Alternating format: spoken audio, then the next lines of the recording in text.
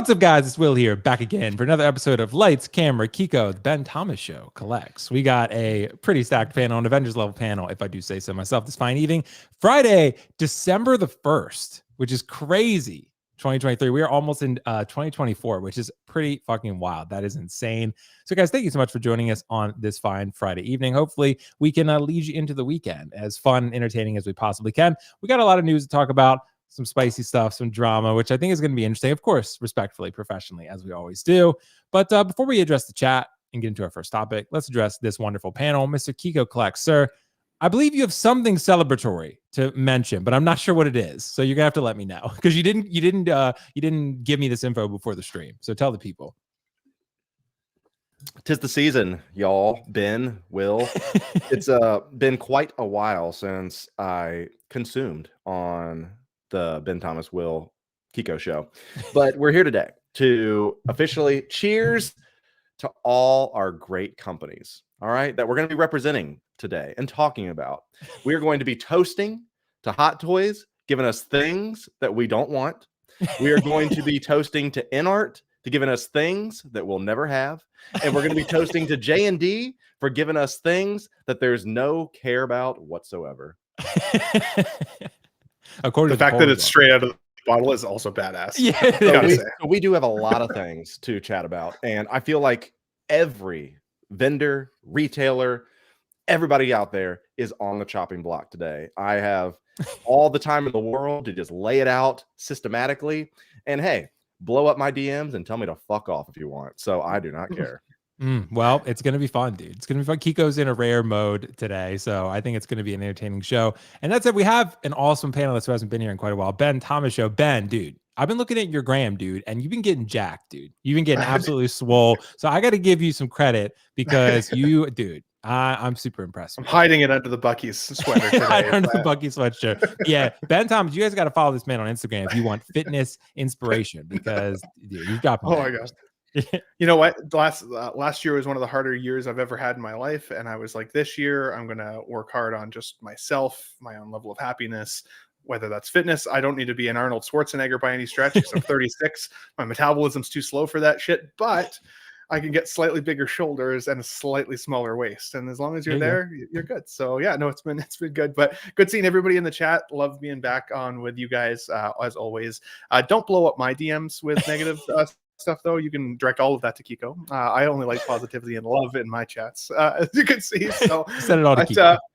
Yeah, but thanks for having me back, buddy. I appreciate it. Yeah, dude, absolutely, man. It's going to be fun, and you know, I think there's going to be a lot of fun topics and discussions today. We got a good comment. Let Keco cook. Yeah, we will let Keco cook. We're gonna let Keco cook tonight, so it's going to be pretty fun. But guys, thank you so much for joining. We have some fun topics. We're talking about the Wolverine, the Captain Rex that everyone wants. We got to talk about JND entering 1/6 scale. InArt Batman from the Dark Knight. That's going to be something we talk about, and of course, some big picture topics that we can talk about. Keco's already shaking his head. This is going to be honestly, I cannot wait for this. This is going to be really cool. So let's address some comments real quick before we jump into our first topic. Brad Naser is here. Sideshow said this morning they're working on resolving the Wolverine. I don't know how to even pronounce it at this point. Issue prior to shipment. There was an issue you guys may have seen with the base where Wolverine was spelled incorrectly, and there were a lot of videos out there that with people with that base. I don't know how that. It's the Wolverine. Yeah, Wolverine. How did that possibly get past QC? Like I mean, I guess if they're not. What's happened before with the Batlalian? Did it happen before with Batlalian? Yeah. Oh, okay. Yeah.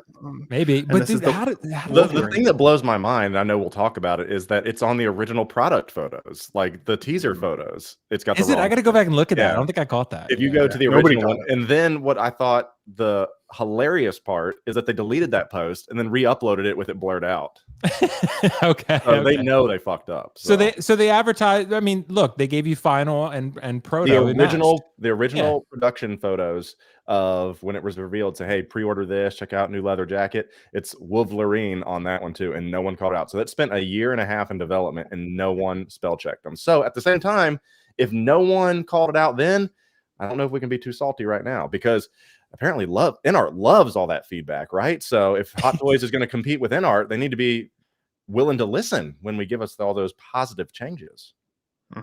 It's true. See, Ben, you joined the right show, bro. You joined The right show. This is gonna be a fun one. For I'm feeling Keco. the spice. I should have brought my cinnamon hearts. I know Kiko's drinking straight out of the bottle tonight, dude. It's he's in rare. So Flash Messi is here. Thank you so much, bro. Christian is here. Thank you so much, bro, for being a channel member. 6 months membership. Thanks, man. Dude, fun way to spend my dude. Happy birthday, man. You get an applause if I get it. You get an applause for that one. Congratulations, bro. Happy birthday. I'm not sure how old you are, but happy birthday nonetheless. King Kill is here. Yeah, we're going to talk about the Dark Knight Batman by Inarm. Nick's Collectibles here, guys. By the way, and I'll show the graphic a little bit later. I forgot to pull it up, Nick. There's 1/6 Wrestling, the final version that's coming on Nick's show. I think, not sure if it's this weekend or soon, but you guys got to check that out on Nick's Collectibles YouTube. I'll post a what's it called, like a little graphic a little bit later once I this Sunday at 8 p.m. Okay. Eastern Standard Time. And I ran. I think Kiko's in it too, from what I remember. Yeah. So this time I'm gonna win. I'm not in it actually. Remember, I retired because I couldn't beat Howard Chan. Yeah. So yeah, did you Sorry. do that? Did you retire? Yeah, for a title match. That was the thing. I asked if I could put my collection on the line, and I lost. So, well, no one's ever beat Howard yet. So from what I remember, right. So. Yeah. But anyway, guys, we'll try to address some comments as we go. But thank you so much for joining this fine evening. I don't want to waste too much time. I want to get into our first topic.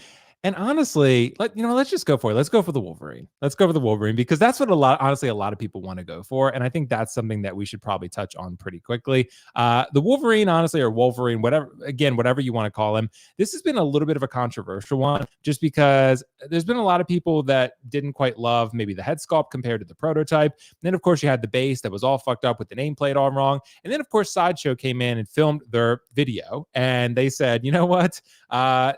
We're not going to show the base. We're not going to show the nameplate. Rather, we're going to show everything else about this figure. I'm not as up in arms about it as everyone else. I think this looks like a pretty solid figure overall. I think the head sculpt, while a little bit of a downgrade, a little bit more, I guess, wider in the face, not that terrible. But the nameplate, that's a big fuck up right there. That's a no-go right there. But Keco, I do want to start with you, because I know you're going to be spicy, and I want to get that spice out in the air first.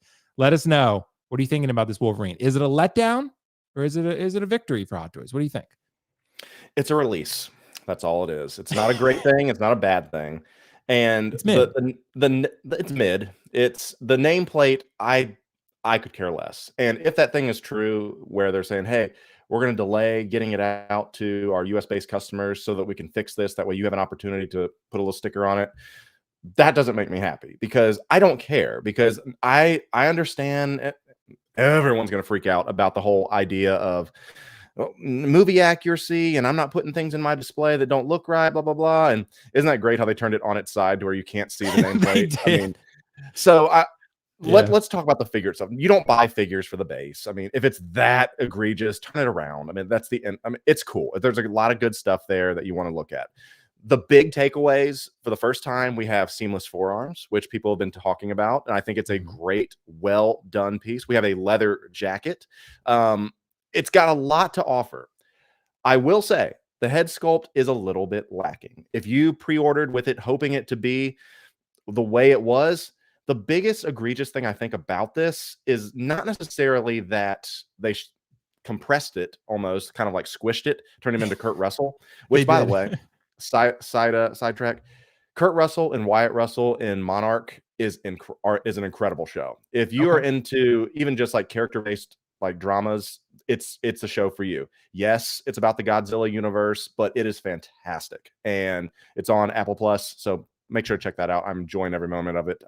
Episode 4 came out today. So Wyatt and Kurt Russell in Monarch, Legacy of Monsters. But we have Kurt Russell here apparently. But the thing I don't think necessarily is about the sculpt. It's the fact that they left the side chops off.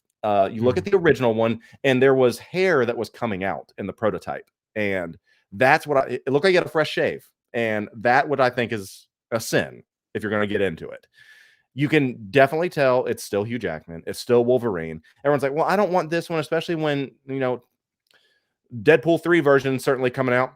Okay, see you in 2026. Like, who knows? We could be all wiped out by Skynet and AI, and who cares at that point? This idea of like foregoing everything for something coming eventually, I think is so foolhardy. I don't understand that at all. Enjoy something and take advantage of it while it's in front of you, which this is. I was excited that my waitlist actually converted, so this one is coming home to me whenever they do get it. I'm upset about the nameplate, not because it's bad, but because it's potentially delaying it getting to me. I don't care about the nameplate. I know who it is, but there's a lot of pluses. Forearms, leather jackets, sculpt, you still know exactly who it is. So, and here's the thing. If you don't want it, don't fucking buy it. But if people can still talk shit, though. People can still talk that's shit. the thing. People have nothing else to do, apparently. They have no families. They have no lives. They have nothing to do except just complain. I'm like, why? I mean, go find something to do. Touch grass. As I mean, said, what if you touch grass and you still don't like this figure, though? I mean, can you do both? Maybe, but like can you? I mean, like, because I touched grass today. I walked on it. Did you look at the sky? Dude, of course I did. Dude, for those who don't know, you got to be following me on Instagram to get those inside jokes. But yeah, but dude, Ben, I know you know, but I will say that overall, I think this figure is still pretty cool. I like it. I think the base is pretty cool. Keco, I won't buy a figure solely for the base, but the base is a big part of it. Because the base has been getting a lot better. It started with Pennywise. The It base was the first kind of like, hey, let's start giving some new bases. And things have gotten exponentially better. I mean, they're not full diorama bases, but this is what I prefer. You know, a little bit of an environmental thing as opposed to the hexagon stand. This is good. I like this. Yeah. Ben, I gotta let you jump in, bro. Yeah. Fill us in. I mean, for me, we're covered in snow out here, so it's don't eat the yellow snow, don't go rub the green grass. But I don't know what that's like in those. That's nice how it is in Canada. It's a wild, wild states. west out there, dude. Love to see it. But you know, who's going to be the first person that complains that the prototype photos and the solicitation photos of the release had Wolverine on the base, and now I received my copy and it says Wolverine? I'm kind of upset. I want a discount if I get a Wolverine nameplate now. Yours actually says the right name. No, but if it does, I'm going to be pissed. Yeah. If it does, because it's not what you ordered. Me in the photos. You ordered the wrong one one. I ordered. Yeah, you pre-ordered knowing that was on there, so that's on you, bitches.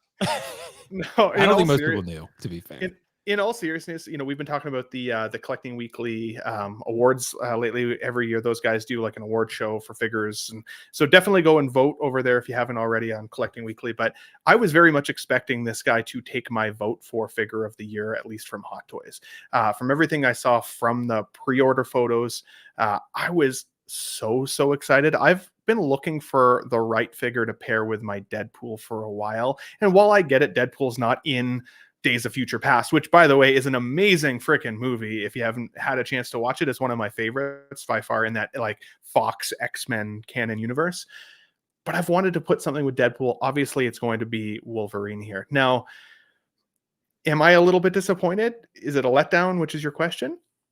Yes, because I wanted it to be perfect. But don't we all? I think one of the challenging aspects of doing these types of shows and talking about these figures all the time is we so often see some amazing final products, and we often see some amazing prototype photos, and we forget sometimes that there can sometimes be that difference in the final production. I do think that this is a bigger variance, though, than what is normally kind of acceptable. I know we're going to get to some of the other figures later, like the Cobb Vanth. That I didn't think there was much of a difference between prototype and final. This feels like an extremely noticeable difference. It really feels like what I purchased isn't really truly what I'm fully getting. That's why it's a letdown. On the other hand, I'm still really excited about a lot of what Keco mentioned. I like that we're getting finally that leather material. Like, this isn't even an artisan figure, and we're getting premium quality stuff here. And I still think it looks like Hugh Jackman. But even him, like I saw him on an Instagram post today, he's got the chops, right? Like he's got the Wolverine facial hair. This kind of looks like he's fresh out of the barber. It's a little weird. So I do feel a little disappointed, but it hasn't made me want to cancel the order. If anything, like I actually had one payment left with Sideshow. I just paid it to see if I can get bumped up in the queue maybe and get it a little sooner. Nice. Because I'm fake news. I don't know. I don't think it works that way. But that's a rumor. We always think that might work. Yeah, it's worth a shot. If you got the money, it was $80. It was whatever. I think the hard part about this figure is that it comes with so many cool looks and those seamless forearms. I'm going to have a really hard time determining whether I actually want to leave the premium jacket on or have him all stripped down the jacket on his knees, put him sitting down kind of, and I'm going to have him in the black shirt. The black shirt is fire. It does look cool. And the seamless forearms are really cool, Ben. They're really cool, man. But in terms of like a figure that, you know, like when back in the day when I first started doing these streams with everybody, it was always like, you know, you get one to rock, one to stock, or I'm going to buy two to have multiple viewings of the figure. This is actually one of those figures that you could definitely have two and have very vastly different looking display pieces, but the quality of the sculpt is a little shitty. I do wonder if enough people are vocal enough about it. Are we going to get a Tony Stank reissue similar to what we've seen in the past, or are they just going to make us live with it at this point, especially knowing that Wolverine's going to make another appearance in Deadpool 3. I think they're going to make us live with it. Yeah, not the base. I do think Sideshow's already said they're going to correct the base apparently, but I think the rest of the figure, I think they're going to make you live with it. Yeah, but you know, I do think there's some outrage, but not enough to be Tony Stank level. Tony Stank was like an egregious fucking business move. Like that was like legitimately like a crime. That was legitimately a crime had occurred. I mean, for one, it was Iron Man. Two, it was the Mark 85. I mean, the final Iron Man, and so. Right. Yeah, they knew they fucked up on that one, so they fixed it. But you know, it just I think this Wolverine still looks pretty good, to be honest. I mean, I'm not getting this figure, but you know, again, I do see a difference in between the prototype and the final product. But it gives me hope, Will, if they're gonna do these future past figures, give me Michael Fassbender's Magneto. I would be all over that. That would be all huge. over that. I know. I think it was. I don't know if it was Toy Era, or Toys but somebody did like those X-Men ones, and they're not great. I think it was called the Magnet or something like that. Mm-hmm. But I want an official Fassbender Hot Toys head sculpt. Is it better than Ravenclaw? I don't know. Maybe we should do a review and let you know. Yeah, we should do another review of that one, and then we could test it. One last thing, though, you know what it does highlight for me, though? It does highlight still some of my troubles around that feeling of needing to pre-order because things are going to go waitlist, things are going to go blue screen. Right. Like it forces people to buy lately, right? Like that's been kind of the new sales tactic we've been talking a lot about. But then when you see these downgrades, it's like a slap in the face immediately. Like if you pre-ordered to try and make sure you get one and then it's not as good as what you saw. The reason I say that is like, think of the Ahsoka line right now. Every pre-order we've seen from that Ahsoka line looks like insanely good. It does. But what will the production be then? Yeah, like, if they do me dirty on Thrawn, it's going to be over. I will. Dude, I don't think they're going to fuck up Thrawn. He's blue. I mean, I think hope not. They're not right? But there's never that guarantee. There's never that guarantee. And while I see so many of us in the chat here are regulars, I still know that there are new collectors that watch your show too, Will. And I think that that's something that is worthy of highlighting is that like, you know, buy the character because you know you absolutely want the character, but also recognize it may still not show up the same way that pre-order photo is showing. And this is just another example of it, which has just highlighted it again. Because for a while, I feel like we've been getting away with it for a while. We talk about the downgrade that happens, and then we've had some really good figures. So we'll see.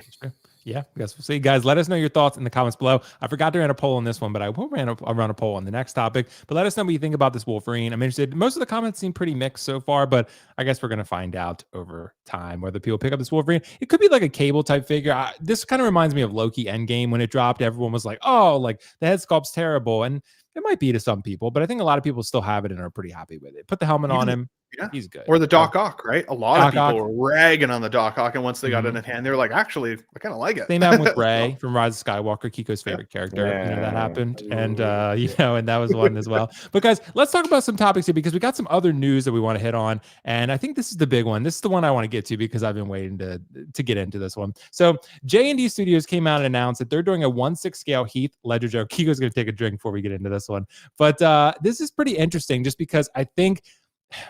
I've run a lot of I've tried to gauge community interest on this, and it's very clear to see that people are not excited about this figure in North America, at least the people that watch this channel. And when you go on Facebook groups, when people are in Europe and North America and so forth, talking about this JND figure, they just kind of feel jokered out. They feel kind of oversaturated. Another joker. You can clearly see, like, if you were able to Photoshop this out, this Kojin Works logo here that they have put on their 1/6 brand, apparently, it's clearly just, it looks very much like the head sculpt that they already used for the statue that they just shrunk down.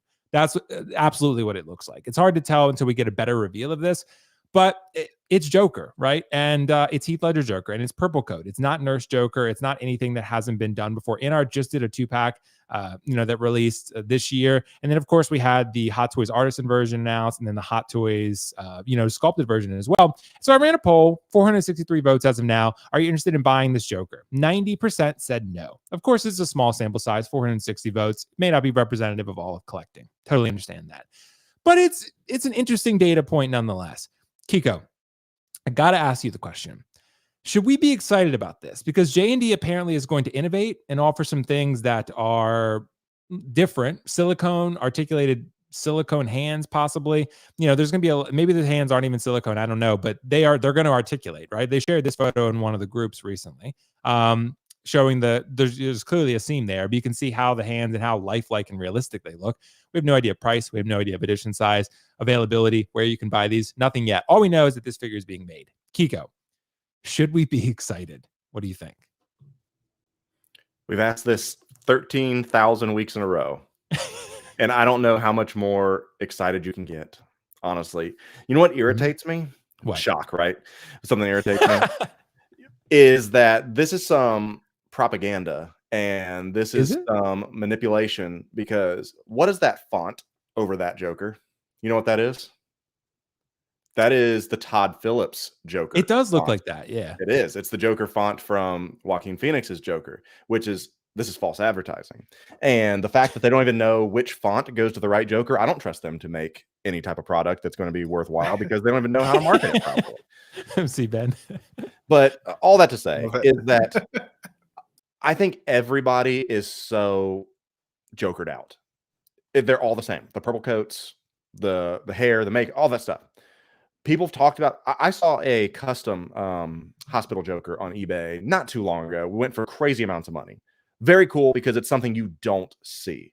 We have seen quarter scale, 6 scale, statues, busts, 100 life-size versions, things like that. How many more do you need? And I understand everyone's like, oh my God, the innovation is there. Is it really innovative if no one's actually going to take it to use something for it? Because it'd be different. Like, let's give some praise to InArt. Okay. They started, we're going to make sure all of our characters have, movable eyeball system. And what do you know? Hot Toys started saying, hey, we need to start doing that too.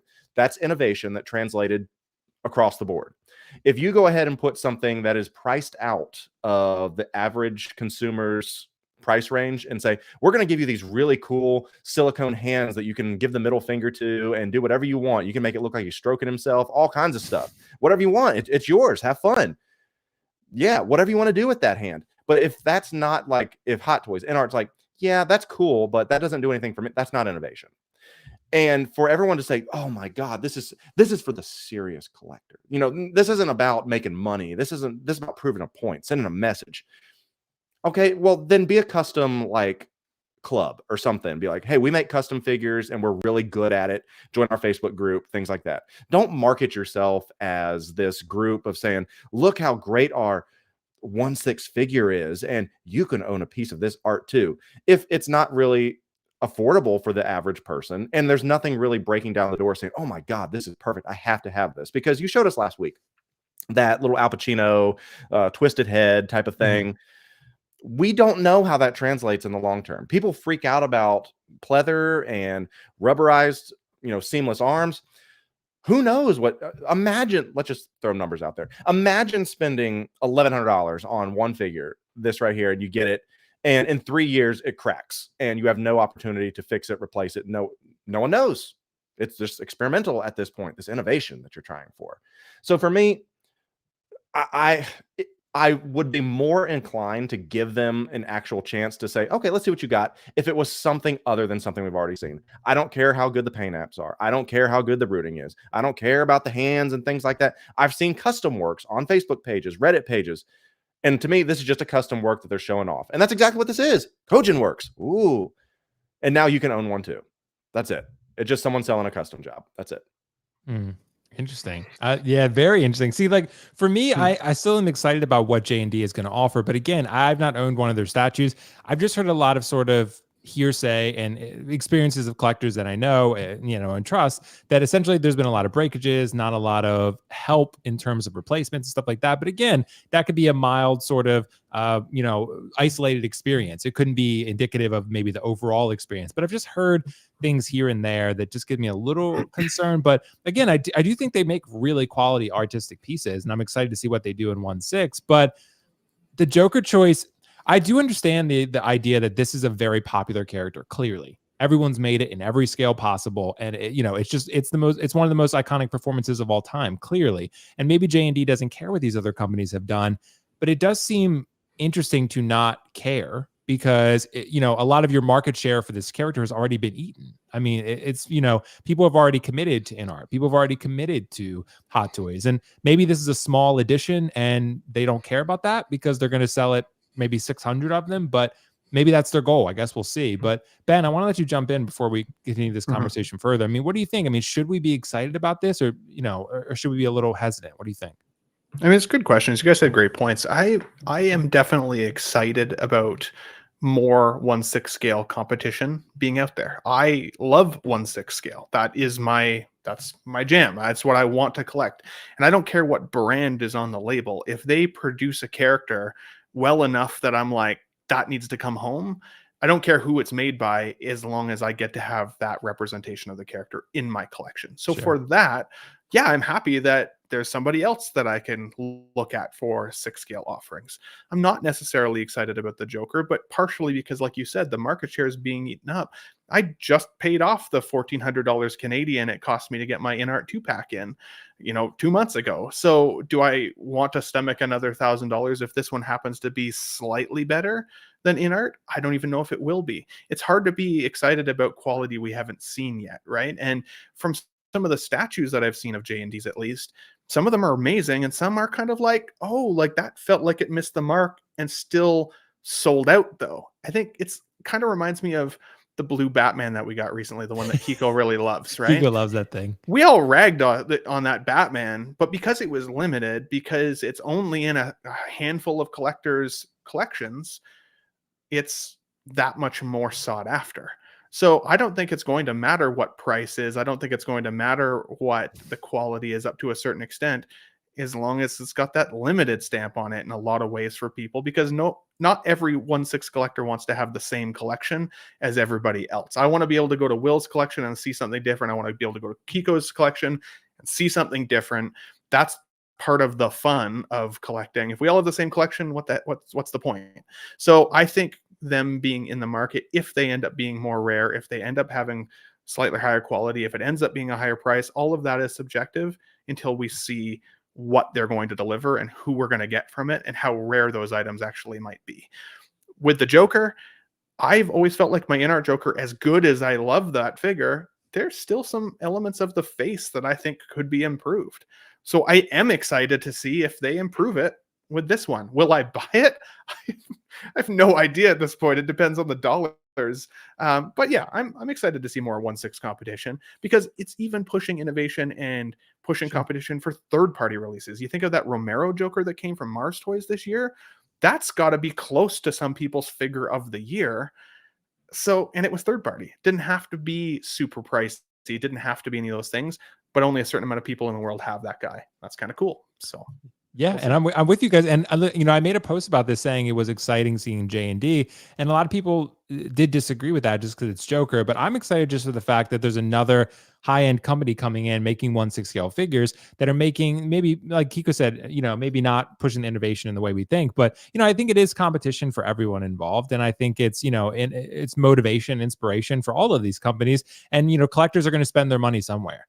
So, you know, it's, yeah, I think it's one of those where there's a finite budget for every collector. So it just depends how much budget you have and how important this character is to you. And I think if it's really important, you'll make the money to make it happen if you really love the piece. If not, you won't. But I don't know. I'm going to say that this Joker is maybe a little bit questionable, just at least for North American collectors. For a lot of collectors who have purchased this Joker already in a 2-pack, $1,000 from InArt, or they've gone and gotten the artisan version or whatever the case may be. But I don't know. I mean, I will say, you know, I do have some hesitations just in general from, like I said, from some things that just I've seen and, you know, that type of stuff. And, you know, I was telling you guys before the show, which I don't mind saying on that, like I did reach out to one of the admins in the JND Studios Facebook group, because I was like, hey, you guys are new to 1/6. I would love to interview on my channel, get you guys on here to talk about, you know, your 1/6 scale figures. They were not interested, apparently. So, and that's understandable. No, you know, they don't have to come on this channel. They don't have to talk to us or whatever. But apparently, from what I was told, they're way more interested in the Korean market. I don't know if this word is valid. That's just what I was told. If that were the case, I'm a little confused why their videos are in English. Some of them anyway, with Daniel, but it is what it is, right? So I think it's one of those where I think JND does from what I've seen, have to be a little bit careful based on the reaction they had to the Arwen statue and how 1/6 collectors, we tend to be a more particular group. And I think it's one where they do want to be cautious with that and maybe be open to feedback. They don't have to change everything and listen to everything like InArt does, but maybe somewhere in between where they're open to that. But again, this is a different market you're talking about compared to statues and a different type of collector. So I do, I'm seeing some of the comments too. I do also disagree with the idea that they are not competitors with Hot Toys or InArt. They're in different leagues. I don't think that's true at all.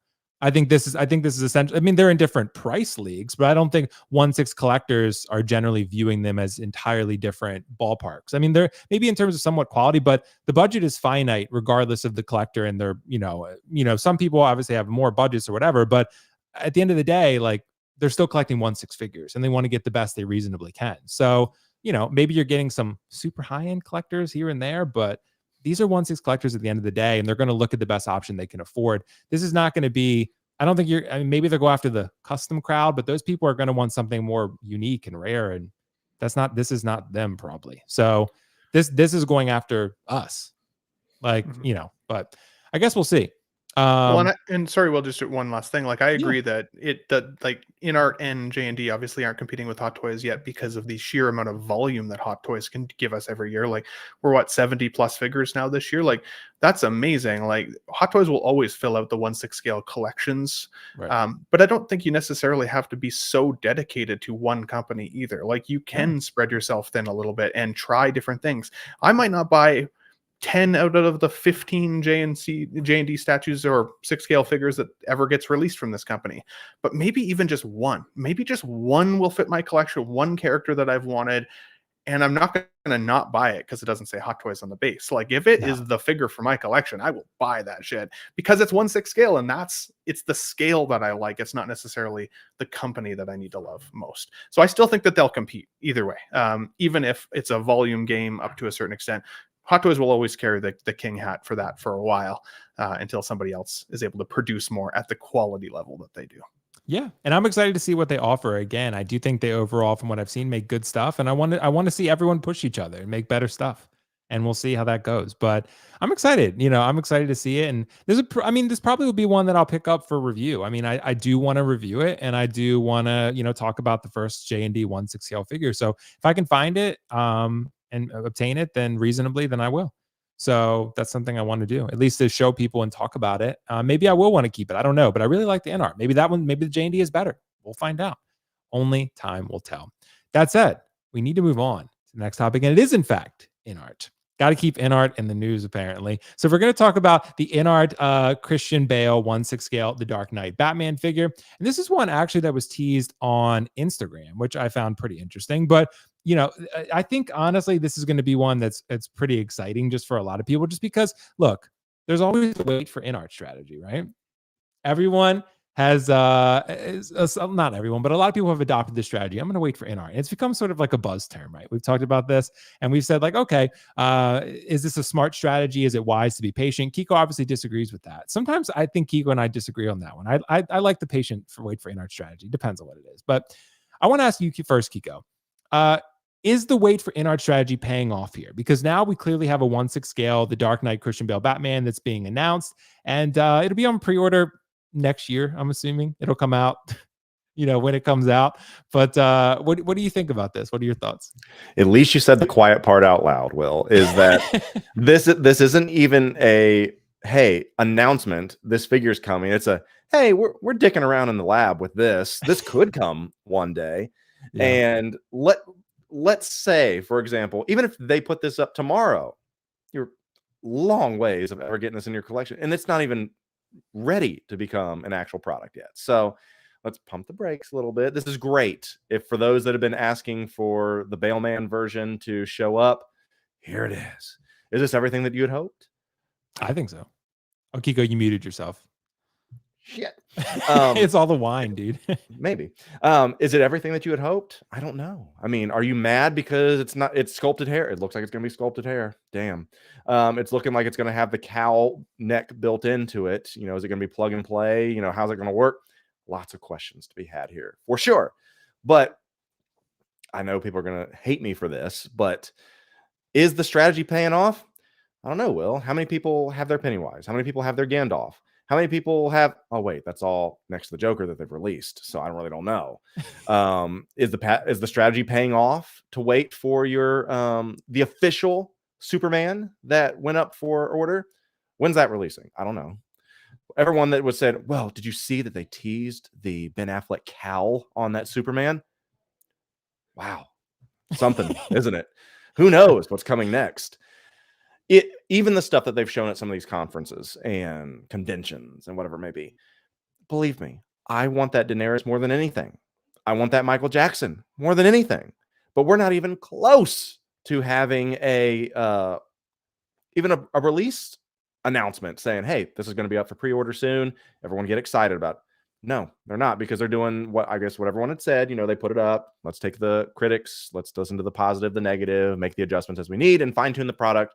And apparently people like that because that pays off for them in the long run. But for me, that long run, that word long, is the one that is starting to scare me a little bit, because going back to the Michael Jackson, all right, and then I'll turn the keys over here. Going back to the Michael Jackson, is the strategy paying off? It's been teased. It's been shown, but they've not put it up for pre-order, nothing like that. So if I want to have a Michael Jackson piece in my collection, and I've seen that there's some really cool, let's say that, PCS or whoever puts out a really cool statue of for example, the Black Label, the Blitzway Michael Jackson. Did I mute myself again? No, I'm good. No, Should I go ahead and say, I don't want this because I'll just wait for the in art? That'll be that'll be mine. We know the Blitzway one's coming. Who knows when the other one from InArt's coming?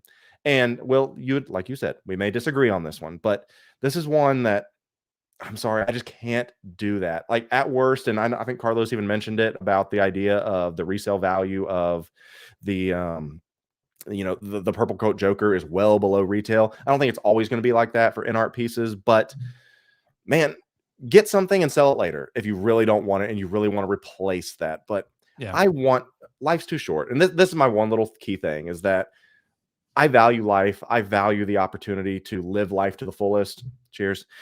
So I want to take advantage of what I have around me right now. And this is great for the people that are super excited about it and what could be coming. But for me, the Blue Bailman will do just fine until your ship, didn't it? Yes, it did. It'll be here on Tuesday. Dude. I'm so excited for you. That's like Christmas for you, man. It's like getting that blue Batman. That's Ben. He's aligned himself with blue Batman, which I'm not sure is a winning strategy, but he's I promise you, Will, when you see those in hand, it's gonna change your mind. Yeah, when I come back to Tennessee and I see that blue Batman, I'll be like, that's the best fucking figure in this collection, dude. I'm just gonna be like, that thing's a grail. Yeah, Ben, it's not gonna happen. But you need to see it, because darkness is Batman's ally, but because he coated himself in blue, you can see him pretty much in any light of any light that's available. So it's like what T'Challa said, right? The key is to not be noticed, right? Which is why I didn't want the Killmonger suit. We do not do that here. Yeah, exactly. So Ben, what do you think, man? I mean, this is of course, an interesting development here. We knew that this figure was probably going to be made at some point, considering they made the Joker. It does look like sculpted. It does look like a 6-scale figure. I've been holding off on getting a Batman for this reason. I've been waiting for InArt strategy, although the Armory one is very tempting from Hot Toys. But Ben, what are your overall thoughts on this? When I hear, waiting for InArt, I kind of think it means potentially two things. One, that you expect that InArt is going to be a superior quality to anything else that's possible currently in the market or coming from the rest of the market, such as Hot Toys. Or it's a reason to not spend money today. It's just an ability to tell yourself, I don't need to spend it now. Maybe I'll just spend it later. When you think about even Hot Toys itself, before InArt, before JND, before any of those companies popped up, your strategy could have been like, well, I'll just wait for the next Hot Toys reissue. Because every time Hot Toys makes Christian Bale, it looks better. Every single time. They consistently have improvements. If Hot Toys only made 5 figures a year, they better be the best things that exist on the market. But they don't. They make 70 plus. So there are always going to be some variations in levels of quality. I think the expectation that InArt is just going to be superior, period, is only an opinion predicated on what we've seen so far. And that's not a ton yet. The Superman, when they first showed that, it looked soft to me. Now they updated that one. thankfully, I think it looks better. The Daenerys that you're waiting for, Keco. I mean, it's season 8, so I don't know why anybody would want that. But the fact that it's Daenerys is still a It's my wonderful head thing. canon. I promise. I know. Yeah, I'm just it teasing. still I'm just works. teasing. But again, even she was clearly it's a prototype. She's not polished yet. She's not been fully baked in the oven yet. I think if you're going to wait for an art, then if that's your strategy because you truly think they're going to be the best, then I hope that you support that company with your wallet when the time comes, when they give you the release. So it can incentivize them to continue to give more from those lines as well.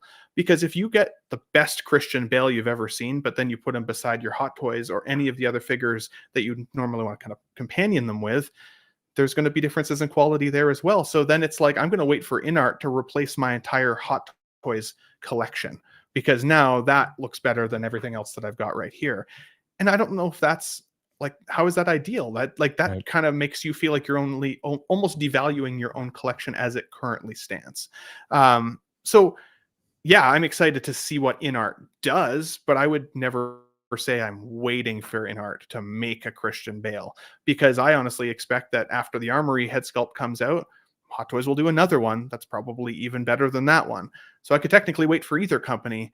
It just depends on when I want to spend the money, when I need to fill the collection, and is it presently available? Or the Hot Toys one that I currently have, is it so old, like the DX11, that when the InArt Joker came out, I was like, hell yeah, even though it's not perfect, it's still leaps and bounds better than what I have now. And it's my favorite character, so I'm going to buy that one. And as I said, it's the reason that I'm going to look at the JND one when it eventually comes out, because he's my favorite character. And if it happens to be better, I'll find a way to sell my InArt ones and upgrade.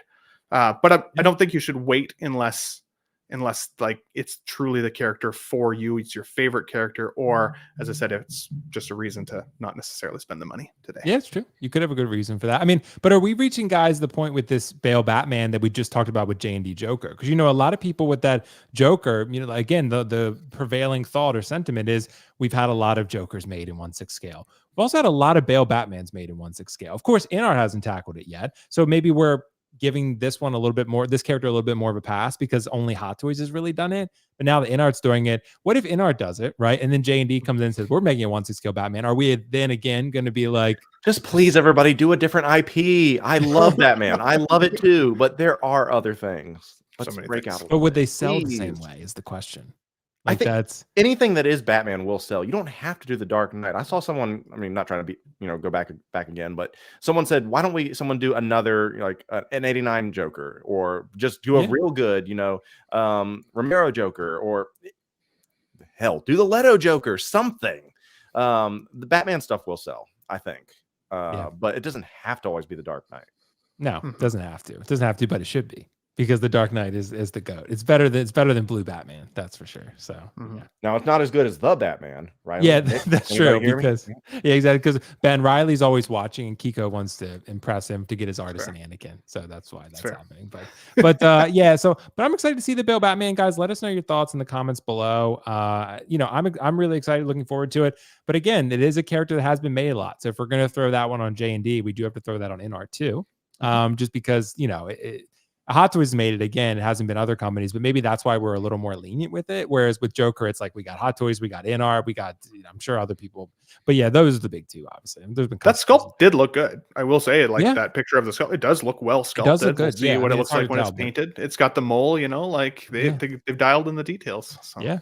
And we got a super chat, which I meant to reference earlier, Night Call. So my apologies, but I wanted to get to the topic before I did it, because he was asking Keco. Thank you so much, by the way, bro, for the super chat. Keco, your thoughts on Captain Rex that just got shown. Also glad to see y'all. And I'm going to bring up the photos real quick, because we're about to hit that topic next with Captain Rex. But Keco, I'll let you go first, because Night Call wants to know your opinion, bro, on this Captain Rex. What are your thoughts? Hope you're muted, Keco, again. It's all the wine, dude. I was going to say, this is what's causing me to drink and cause issues. The Rex is doing that? Yeah, because I toasted early on in the stream that Hot Toys, cheers, giving us things that we don't want or need. This one is baffling to me. So say what you want about the Ahsoka series and whether or not it was good, whether Filoni is the right direction, whatever, fine. We've talked about that way too much. People were really excited when they saw for the first time a live action Captain Rex voiced by Tamira Morrison. Yay, that's awesome. That's what everyone had wanted. Fan service out the ass. We love that. So we have obviously seen some incredible releases. Reveals. We've had Sabine, we've had Hera, we've had Thrawn. And then we's like, oh, Balin's coming. Shin is coming. Huyang is coming. Ezra's coming. Shit, possibly even someone like Enoch, Thrawn's guard. I can't wait. Maybe a Night Sister. Here we go. And then what do they drop? Rex. Now, I know the clones are popular. The clones sell. But this is one that is quite interesting because it is like they can't even give this away. The Clone Wars version on Black Friday. You want to talk about your Black Friday deals? They're not even offering this one because they're like, no one wants this. This is about to be the next Captain Marvel because they're like, hey, please take this. We have way too many of them. Stanley Barber. And that's a shame because like Cody has started to retain its value, on the secondary market. Cody's good. Some of the Bad Batch was probably overproduced. Outside of Crosshair, you can get them pretty reasonable. Jesse is okay, but the Rex, you can't give those away. And that's a shame. But this one, no head sculpt. The only thing that is a plus is that some people say, oh, look at the pauldron. Looks like there's more articulation. And look, it even has a Phase 1 Clone Trooper helmet. That's what everyone is super excited about. I don't give a fuck about the the Phase 1 Clone Trooper helmet. Can you scroll through that one and show that one? Because that's what everyone wants to see. Everyone wants to see the Phase 1 helmet. There it is. Oh, there it is. Oh my God. Oh, fucking yeah. So that's the thing that's so weird to me is that was a collector gasm right there. Yeah, I like that. Let's actually patent that. Collector Okay, gasm. we can take it. There is very few things about this that you'd say, oh, this is better than my Clone Wars version. I don't think you can say that outside of this helmet. And I know for a fact you can find custom Phase 1 Rex helmets on eBay if you really want to swap that out. Do you want to pay $265? I think is what it's actually listed for. $265 for this? This one's baffling to me. I don't know why they went this way. Maybe especially the biggest kick in the balls is because there are so many still sitting in stock. So Ben Thomas show, WillFoxification show, please speak to me. Help me understand why this choice was made. If there's anybody in the chat that can understand that, hey, this is a business decision, let me know why, because this one makes zero sense to me. It has to be the fact that it's probably so cheap to produce. It's probably got to be it. It's probably. But the other ones aren't selling, so why would they buy this one? Just for the helmet? That's my question. And again, no head sculpt, so it probably took them $5 to make this. I mean, and they could sell it, and even if it's not selling, they could sell a decent enough. Is that the standard foot base? The sand foot base? It looks not sand. I don't think so, but it looks like it's just a basic ass base. Yeah, I can try to zoom in a bit. Yeah. So if I can get it, oh, there we go. Sorry, hold on. There we go. But yeah, like I don't know. I mean, it could just be a matter of it's a sand base with no footprint. It looks like to me. Thank goodness. Yeah, I know. Thank God. But Ben, I want to let you jump in on this one. I mean, again, it's sometimes so hard to speculate like why these companies make the business decisions that they do because we don't have the data and the analytics, but we're just looking at the outside looking in from what we see and based on, what we're seeing other collectors talk about. But what do you think the logic is here for making this Rex? Profit margin.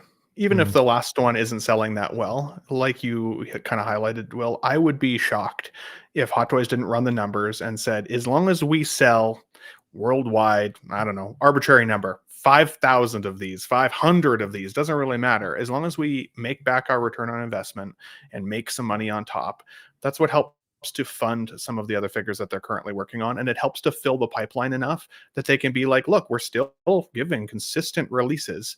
It was easy to make. It was cheap to make. People have been asking for the Phase 1 helmet.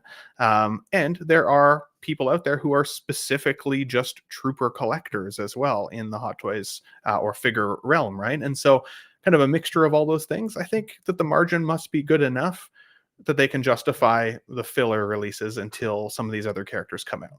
What I don't love to see is like the marketing around Ahsoka last week when it was like Hot Toys isn't done, you're get ready because we're going to be excited about the next one. And then the next one is a Captain Rex. It's like, okay, that was like a really bad climax, you know, like you told me it was going to be a good night and it was like a mediocre night, you know, It wasn't. and so it was a mediocre night. All So they gave you was a handy.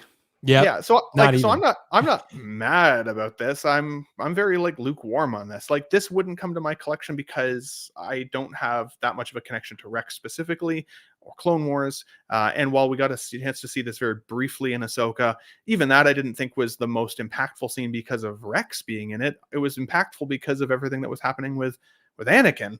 So like this character in my collection wouldn't remind me of that scene specifically. I would want this for that helmet and the ability to fill up my collection a little bit with more troopers if I was a trooper collector. But while Hot Toys doesn't make a lot of sense in a lot of their strategy, like they don't release Halloween style figures at Halloween, they don't release characters on 40th anniversaries that you think that they might, they don't make a lot of sense. They haven't been able to stay in business this long because they spend money that they're not going to make back. I don't think that that's the case. They're smart enough to know what their margins need to be, how much these things cost to produce, and how many they need to sell to make it make sense for them. And clearly that number is small enough that they're like, yeah, put it out. It'll be fine. Fill up the collection for now. I'm with you, bro. I mean, they got to have some analytics that are showing them this is still going to be a profitable figure in the long run. But it is questionable considering, like Keco said, Shin, Bale, and stuff like that. But there could be likeness rights with those that make them a little more expensive. Maybe they would sell more Rexes than they would Shin, right? It's entirely possible. We just don't realize that. Like that is absolutely false. There's no way they would sell more Rexes than Shin. Dude, I don't know, man. You know how all these people are. Well, that's true. There are some people that get a little perverted with people are buying like pregnant versions of Wanda. They're going that's to buy true. Shin. That's true. Yeah, that is true. That's pretty perverted in my opinion. But you know, it's, yeah, I mean, that's where it takes it a little bit too far, just in my opinion personally. But again, you collect how you want. I'm not here to kink shame, but I'm just saying that she's just glowing. Okay, I don't know what the problem is. Literally, yeah, she's growing. Growing. Yeah, she's glowing.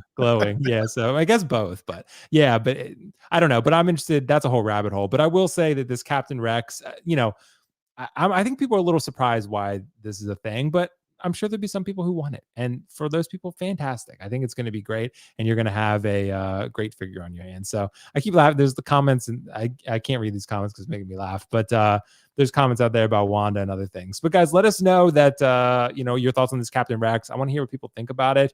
And I'm interested to get some feedback on that. It generally seems like the sentiment is pretty negative. People generally feel pretty underwhelmed by another. I mean, people like to shit on Hot Toys in the comments. That's the guarantee when you go there. It'll always be fill in the blank win. It used to be Wanda win, things like that. But I don't think I saw one person on that Rex announcement saying anything positive. Not a single one. And maybe they're out there. Maybe I just didn't filter through them properly. But there you go. Yeah, it's true. Well, we got a super chat from Luis. Thank you so much, bro, Luis. Appreciate it, bro. Definitely excited for NR Bailman. I never got to have a DX19, and even then, it's notoriously known for needing customizations post-purchase. That is true. I've heard a lot of people customizing the cape and other armor parts and stuff like that. I will say that Armory version does look pretty good. So Hot Toys came out swinging with that version, and now NR is responding with their own version. So I think it's pretty exciting. I'm excited for the NR Bailman too. Keco, are you going to get the NR Bailman? What do you think? No. Dude, I don't know when it's going to come out. I don't know when it's coming out. 2027. If I'm alive, sure. We'll okay. Consider it. Cool. Ben, are you going to get the NR Bailman? Oh, I'm waiting for NR, obviously. I have Blue Bailman. I've got the DX12. That's good enough for now. We'll see how it comes. Yeah, the Blue Bailman is filling the need for me. Right the Blue Bailman. So that's a bad need right there. You can't use that. But anyway, we got another super chat. Carlos, thanks so much, bro. Carlos in the chat. I'll rather wait for NR and JND than get corny blue Batman and Rex 2.0. I'll wait forever. Dude, Kiko's on an island with the Batman, but that's okay. If he likes it. If I see it in person, maybe I'll change photos coming next week, guys. You thought the blogger photos were good. And by the way, I think the blogger photos have been a little bit hit and miss recently on the Hot Toys page. The blue Batman photos next week. Just wait, y'all. I want to see that. I want to see those photos. Those are good. Those are going to take off, bro. Those are going to be viral. Those are the ones. Yeah. But I'll see it in person, and then maybe I'll change my mind. I changed my mind on Last of Us 2. So maybe I can change my mind on Blue Batman. Oh, you actually did? Oh, you did tell me you went back and replayed it through. Dude, so. I'm replaying it again now. I love it. Okay, so a little bit of a side rabbit trail here. Is it only because you changed your perception on that because you've been so invested in The Last of Us where you feel like you have to kind of accept it as it is? But let me, by the way, I don't accept the sequel trilogy, but I'm kind of like, I know it's there, we'll have conversations, I'll be civil, whatever. Is it kind of like that, or what No, changed? I think what it was, honestly, is that I went in with different expectations. Like I went in after playing it the first time. This first time I originally played it, I expected this whole, I'm not going to spoil everything, but this whole journey with Joel and Ellie, and you just don't get that. And that's maybe partly why I feel like it didn't earn that in my first playthrough. But going in with a different mindset, like, okay, this is what they wanted to do. Here was their vision. And I go in with that mindset. I still don't think everything was executed perfectly. There's definitely some flaws there for sure. But I think that I was able to just enjoy it for what it was. And that's, But I'm happy for you then. That's all I can Yeah. ask. So that's kind of how I feel about it. So I want arms as big as Abby. So Who does dude, it, don't right? we all, honestly? Don't we all? See, yeah, and like we'll see in season 2 who's going to play her Fucking in the weapon. HBO show. I know she Be is, curious. bro. She is. So guys, let's talk about some other stuff that we got on the docket here. We got to talk about Cobb Vanth.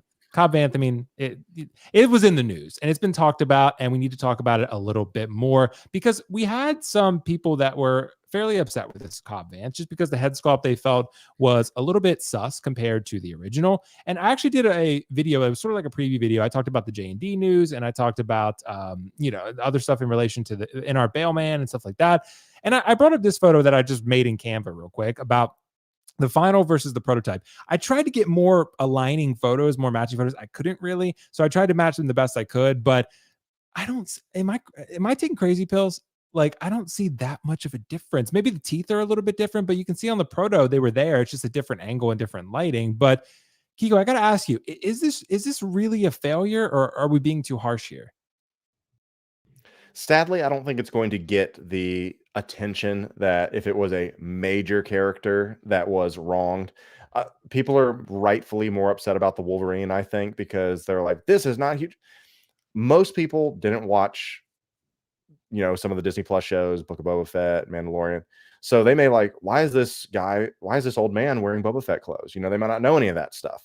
So all that to say, I think you're fair to say that it's from the original prototype. There is not much of a differential.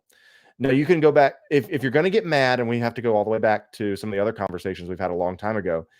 If you're not bitching about the prototype, then what's the problem then? Because that's kind of the way it laid it out when you saw kind of what it was, and everyone's like, "Oh, I think it's going to be good." It's not a bad sculpt. I don't think it is. And like I said earlier on, here's your ASMR for stuff. If you don't like it, then don't buy it. That's what it comes down to. I know a lot of people were really upset about the shirt. I think some people didn't like that the fabric was not the right way. They even put some pictures of the Black Series $20 figure next to this and how they got the patterns right. I don't know how it worked in the production room, and I'm not making excuses or whatever, but I think for something like that, because of the fabric on a shirt, I don't think that makes the figure invalid. That just might be my opinion or whatever. It's not like he's wearing a different color or anything like that. It's a shirt that may have a different pattern with a little bit of knitting on it, as opposed to going this way, it goes that way. That's fine to me because I don't care about that. But is it the same figure? I think the proto looks pretty decent compared to the final. Is that Timothy Oliphant? I don't know. Am I still getting it? Yes, because I think it's a really cool piece to put in your collection. I'm not going the armor. I'm not doing the armor because Boba Fett is the guy that wears the armor. So for me, it's going to be the red shirt and the bandana and, kind of putting next to Cad Bane. I really like that moment in the show. You know who this is. I don't think there's any controversy with it. And I'm not giving a pass. I'm really not. I think it's fine. I really do. This is not something that I need to be up in arms about. Well, the one thing I would say, Keco, is that I feel like they're pretty similar, proto and final, and this was never a great sculpt, in my opinion. I think most people recognize that. Going all the way, there's been plenty of people they've not been able to get right. I mean, Right. there's for some reason, there's just some Mark Hamill. They have never gotten a Mark Hamill sculpt right yet, but people still buy the Luke figures, and you still know it's Luke. And I mean, until recently, Keco, that was the case with Loki too. I felt like, they have a lot of Loki sculpts. Yeah. And who knows about the nuance of the human face, eye ridges, lips, or who knows, whatever it is that makes it not look like somebody. I'm not an artist. I can't build these things. And maybe one day AI will build it all for us. So until then, I'm happy with this. I don't think anyone's going to do it better. That's the thing. I don't think anyone's going to do it better. No one's going to be giving me a better Cobb Vanth. I'm all in for it. That's what it comes down to. Yeah, and this is probably the best Cobb Vanth you're going to get until maybe they make another one. But even that's questionable at this point, considering Mando is, season 3 wasn't the much of a hit as the first 2 seasons. And of course, whether he shows up in Book of Boba Fett or whatever, the show is going to have to do a little bit better to get people's interest levels back up. But Ben, I got to ask you, man, what do you think? Is this figure a failure, or are we being too harsh as collectors? It's a good question. So just reeling back to what Keco said really quickly, something that always bugs me a little bit when somebody says, if you don't like it, don't buy it. The only reason that bugs me is that characters like this, who are badass characters, they're badass actors. I really want the representation of this character in my collection. If I'm waiting for a 6 scale release, which can take a long freaking time for these things to come to our collection sometimes, and then it shows up and it looks like a 7 out of 10. Yeah, I don't like it, so I probably won't buy it, but I'm really disappointed by the fact that now I don't want to buy it because it doesn't look like the freaking character that it was represented in the show. So like, I agree with you to a certain extent, but I don't, because like, I feel upset that this to me doesn't look enough like Timothy Oliphant as I would like him to, so I'll skip them. But if you're a completionist collector, if you're somebody that wants to have the whole Mando line in your collection, then you almost feel like strong-armed into buying something that's a quality that you weren't excited for at a price point that is high.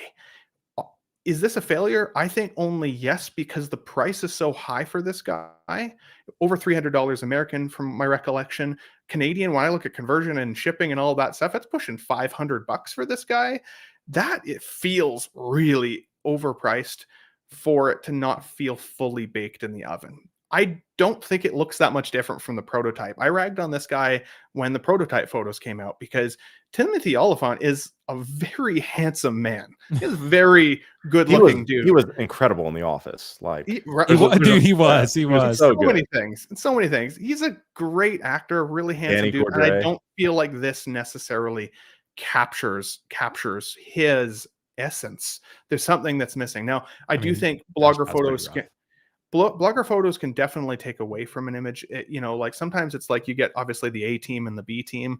If this got the B team, that's probably not helping some of the waxiness on the figure. I have seen some of the in-hand photos that definitely do look better. And just like most Hot Toys, when you compare it, or any figure for that matter, when you compare it to like a photo still of the actor, I don't think most figures, even the 10 out of 10 sculpts that we claim, look perfect compared to a photo of the actor.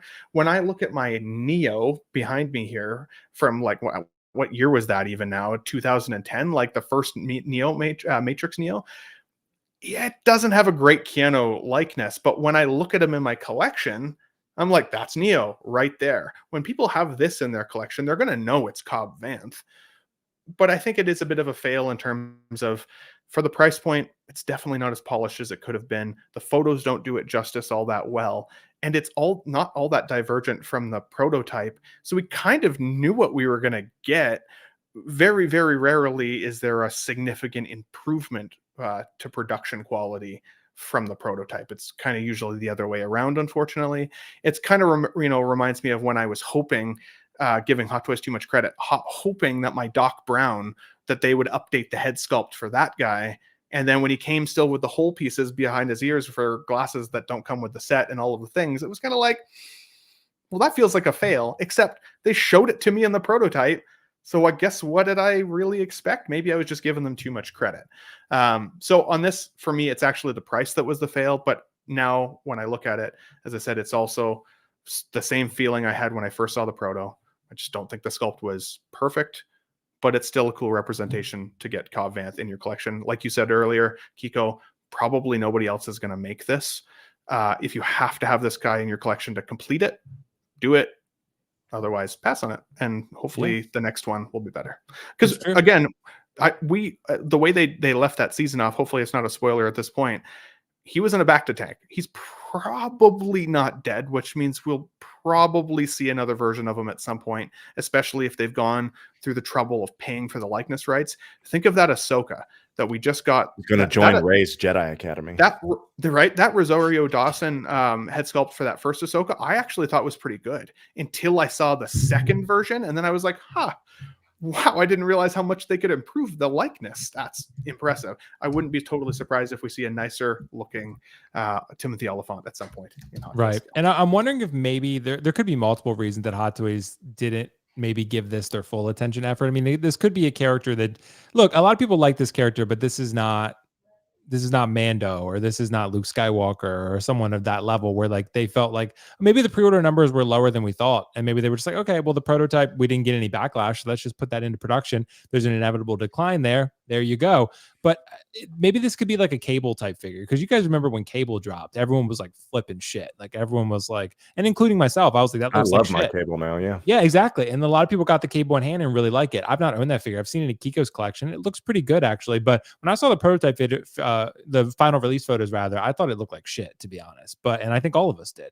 But in this one, I think a lot of people feel the same. Maybe we could have a similar situation on our hands. But we tend to overreact. All of us do. That's how we are as collectors.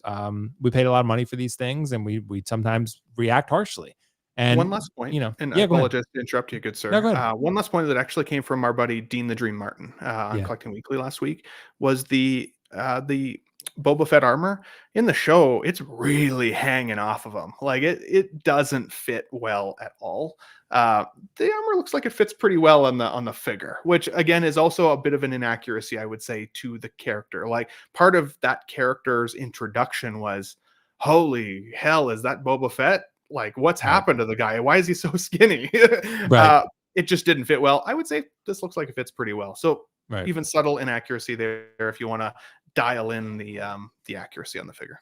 Yeah, makes sense. I mean, it's just a matter of, I think they maybe just wanted to make it so it didn't fall off your figure, and then you'd be like, well, dude, fuck this figure. You're like, you'd be like, so annoying. But I give to look like that.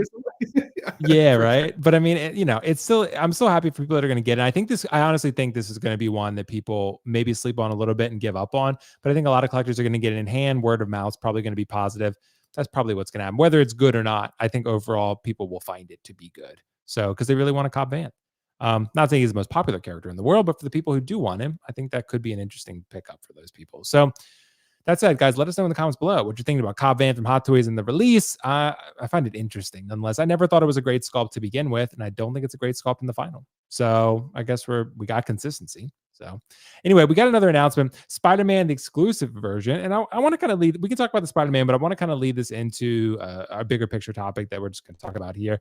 This is one that Hot Toys has said it's going to be very limited. It's going to be exclusive. They said, look out for Sideshow posting announcements about this. And of course, Sideshow will probably have, sort of a system like they always do with the queue, would be my speculation. And this Spider-Man figure is going to be available and exclusive for pre-order sometime in the near future, would be my speculation. But I want to kind of use this to lead into the idea of, we've talked about artisan figures, we've talked about exclusive figures. They tend to do Spider-Man figures somewhat exclusively. The Miles is starting to ship for people. I know mine is about to ship. The Peter Parker has been starting to ship for some people from other places. So that's something that I think is going to be pretty cool. But Keco, I got to ask you, I mean, looking at this Spider-Man, looking at the other artisan figures that I know this is not artisan, but artisan exclusive, whatever figures you want to label them as, is this something that you think Hot Toys is succeeding with right now? Do you want to see more of these type of releases? What do you think? There's two categories for this one. The people that kind of like the high detail artisan type things, which I really do love. I love, minus the artisan Anakin, which I've not yet secured. Anybody out there, help me. But this, if you go down this route for exclusives of a true comic book line, this could really scratch the itch for a lot of people. And people have clamored, like Sideshow has done their version of like the comic book versions, the Wolverine, Magnetos, Thor's, all those, and they're not great. And they've done like the comic book Iron Man's, War Machines. Maybe they are kind of jumping into the comic book world of things. And I do know that if they do jump into the full comic book line and they put it behind a paywall or an exclusive thing, people aren't going to like that at all, because people really do want their comic representations. But the question that you ask, should you continue to offer exclusive figures? Why not? People obviously are eating them up, and it guarantees sales. It boosts obviously engagement and different things on your socials and talk. People love chatting about these things. If you have, as we've talked before, about something that someone else doesn't have, there's that little bit of kind of gloating that you can say, hey, I have this, you don't, whether that's healthy, toxic or not, doesn't matter. People want things that they can't necessarily get easily. So if there's a little bit of a challenge to get it, people are excited about that. Now, this kind of is reminiscent of the people that got really upset about the new Peter Parker, the new Miles, that those were locked behind paywalls. And they're like, or sorry, exclusivity. They're like, Right. these should be wide releases. Why are you doing this?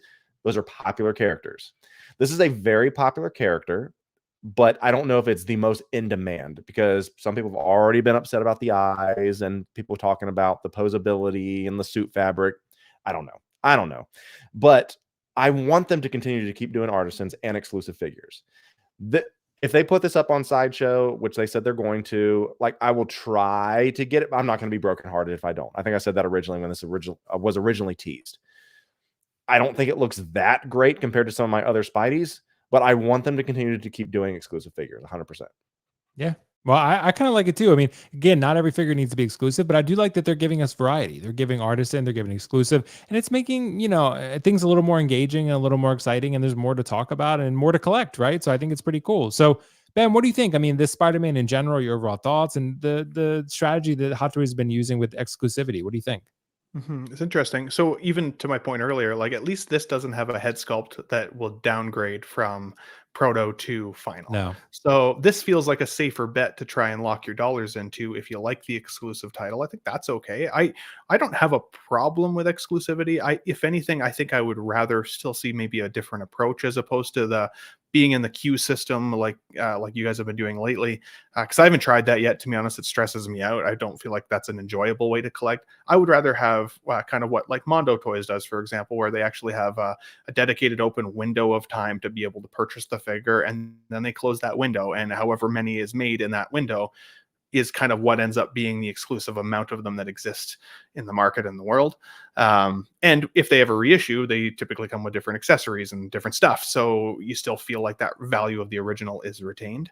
The original photo that was teased of this figure, my tinfoil hat theory was that Hot Toys got caught with their pants down, that they weren't actually ready to show that yet, that it was very, very early stages. Yep. And because they were kind of forced into showing it, that's why we then only saw the exact same photo from them. And I think it's partially the reason we haven't seen a whole release of photos from this yet. Like, yeah, there's a couple more pictures here now, which does make it look better, but still, like, there's some confusing aspects to it. The Amazing Spider-Man title being on the bottom, but then with the 90s animated cartoon logo on top. I feel like this is comic inspired, but it's also reminiscent of like 5 or 6 different Spider-Mans that have ever existed. I don't feel like it's totally dialed in all that much, which makes it exclusive in a weird way, like kind of like the blue Batman we were talking about earlier. It's different, it's unique, it's not something everybody's going to have, but it also doesn't necessarily make me excited about the future of what the line looks like.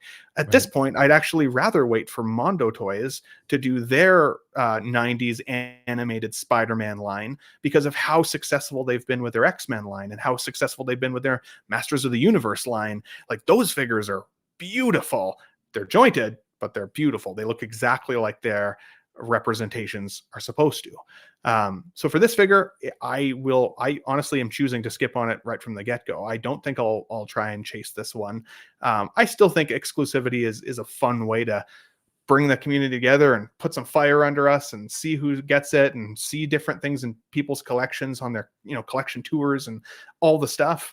But this doesn't come with Peter Parker head sculpt. It doesn't come with some of the things that would add to my excitement. And as I said, it feels like a confused release that was put out just a little bit too quick, maybe. We'll see. But I do think that what we're seeing, at least from the eye pieces here, does feel like an improvement, at least over that initial photo.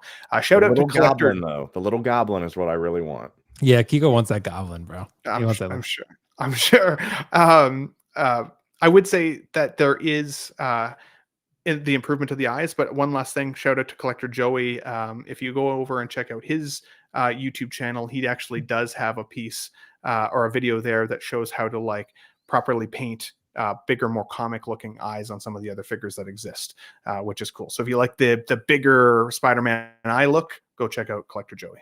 Nice, dude. Check out Collector Joey. Hopefully he's watching. I didn't see him comment today. He He was normally at the watches. beginning. He was at the beginning. Oh, okay, because normally comments on his watches on his commute home. So I think that's something for sure that I'm glad Collector Joey is having some success with it. It's awesome, and hopefully he's having a safe commute home. But nonetheless, the Spider-Man, I think there's going to be excitement for it, just maybe not from us, just not from maybe the people that we interact with most in this community. But I think overall, look, Spider-Man's always hot, bro. It doesn't matter what it is. It could be any Spider-Man. Like Keco said, though, maybe not the video game Spider-Man, like the Antioch and Iron Spider and shit like that. But most of the Spider-Man tend to do pretty well, which is why, he's the Iron Man now. He's the Hot Toys, breadwinner. He's the cash cow. That's what he is. So interesting to see. Also, if they're going to give us the forced perspective Goblin, they better give us a full scale Goblin as well. Because I don't know, I don't want to be just looking at forced perspective. I need an update to my Susu Toys Green Menace. That is one of the worst figures ever. Like I think I did when I did my. That was on your list, right? Yeah, my worst figures. Yes, don't like that one.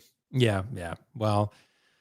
Yeah, that's probably about right. Because I looked at Keco's collection when I saw it in person. That was probably one of the weaker ones. But What the collection was that? That's bottom shelf. Yeah, right. It is bottom shelf. Yeah. That's when you know shit is bad, when you put it on the bottom shelf. Yeah, that's how you know shit is rough. But guys, let's move on to our next topic.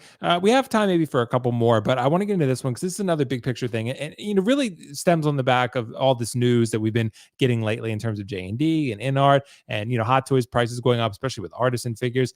Gotta ask the question. Maybe we've discussed this from time to time, but are we okay with the idea that prices are rising, but quality is also rising? And I'm going to bring up that photo again of the JND type situation of the 1/6 scale Heath Ledger figure that's going to be officially announced soon, but it's already been teased.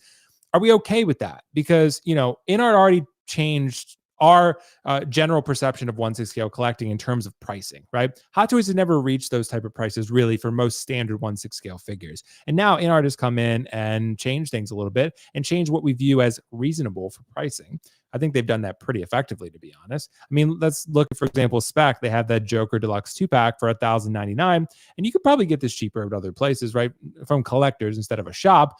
But again, that was what we paid when it retailed, right? And J&D, all speculation, is saying essentially that this is going to be a probably more expensive figure than the InArt. Maybe not just for one figure, maybe it ends up being less than 1,100, but in terms of the overall value, one figure, it might be 800, might be 900. We'll see. Only time will tell. It's all speculation. But Keco, what do you think overall? Are we open to the idea of a higher quality figure but a higher price? What do you think? I don't know if anybody is excited about a higher price for anything. But if it's better quality. But here's the thing: is that what I was trying to say is, without trying to turn it into a business show or economy shows or anything like that, costs are going up, but wages don't go up. And that's kind of the reality of things. So eventually everyone gets hit with the fact of, okay, we all have our play money. Well, some people do. Some people unfortunately don't. It really comes down to, do I want to pay my bills or do I need to do this type of thing? And I hate the fact that, there's a lot of, even a majority of people that have to make that decision. Do I go and skimp on food so that I can buy clothes, or do I buy clothes so I can, it's a terrible situation regardless. But we are quickly, as a global community, we are quickly running out of available cash to just burn, and everything that we talk about today is cash to burn. There's no real intrinsic value outside of sentimental nostalgia that you'd put your money into any of this stuff. So all that to say, do we want the prices to rise? No, but if the quality does rise, that's what your question is, then sure. But what does quality look like? Is it to where when we have our final product photos, they're saying, oh, this is a 9.5, this is a 10 out of 10 on all the sculpts? I think most people would want that, and they'd say, okay, if you spend whatever it may be to put a little more R&D into getting your sculpts down to being 9s and 10s across the board, no more of these Gilgameshes, no more of these Cobb Vanths, things like that. Don't do this. Let's go ahead. No more Wolverines. Make sure you boost the quality in the QA. I think everyone would be all ahead of that. That doesn't necessarily have to do anything with the quality. I feel like that is just not people checking the consistency. Yeah, because you've seen them do it before. Is it an issue of like not caring about certain products or just trying to rush? I don't know. I don't know how all that stuff works, but going back to the whole, when you keep putting up the JND Joker, this whole idea of innovation. What does innovation, and Will, I pose this question back to you. I volley it back to you. What do you Yeah. say would be innovative enough to where you could justify a price? To me, silicone and being able to move your head, that's not innovative enough to me. I'm glad there's going to be the eye system on pretty much everything moving forward. I would love some type of better type of light up feature, electronics, whether that be, we even talked on the JND, I'm sorry, the InArt stream of somehow having a powered base to where it, transferred all that stuff up. Wireless would be exceptional, because the USB light doesn't work. The batteries doesn't work. Let's get a better light up feature, some fusion reactors, something like that. That would be innovation I'd be interested in. If you put that into it, I'd be willing to pay a little bit more. But yeah, you give me a leather jacket, or you give me some more mushrooms, going back to InArt with the Gandalf mushroom. I'm like, okay, cool. Thank you for that. The mushroom. And the mushroom fireworks, whatever those were. Yeah.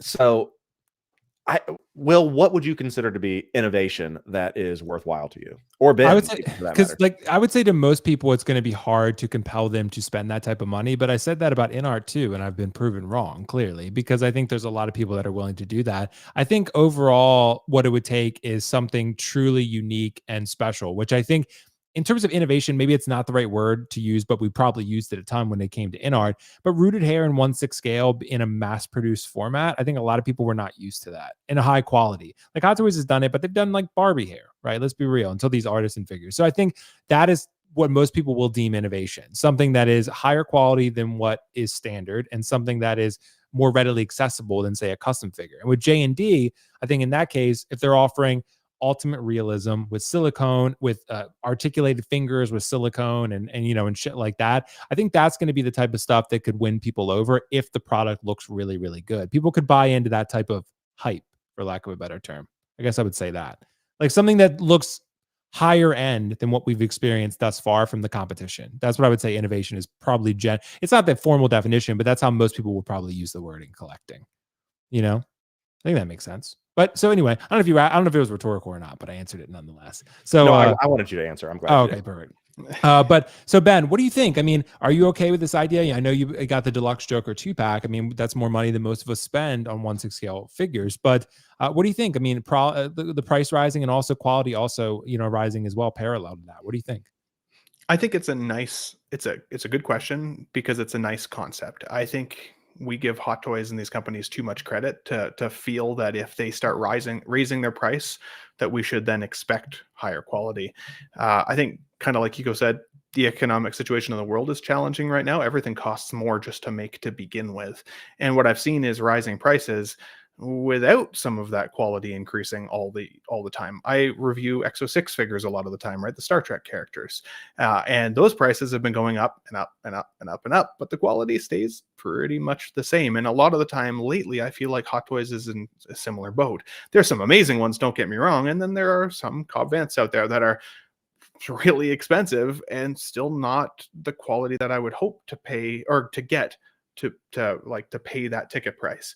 I think the challenging thing there when it comes to just pricing overall is I think we've kind of taught these companies how to treat us a little bit. There was a time back when I was just a fan of yours, Will, that I used to remember, you guys would talk about 280 being an insane price. Like, right. No way we'll pay 280 unless it's a 10 out of 10. Absolutely no way.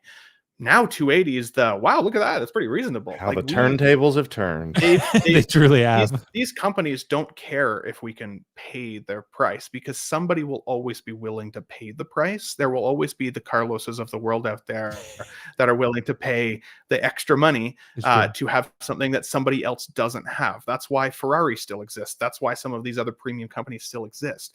Does Ferrari improve their quality that dramatically year over year that it justifies the insane price tag?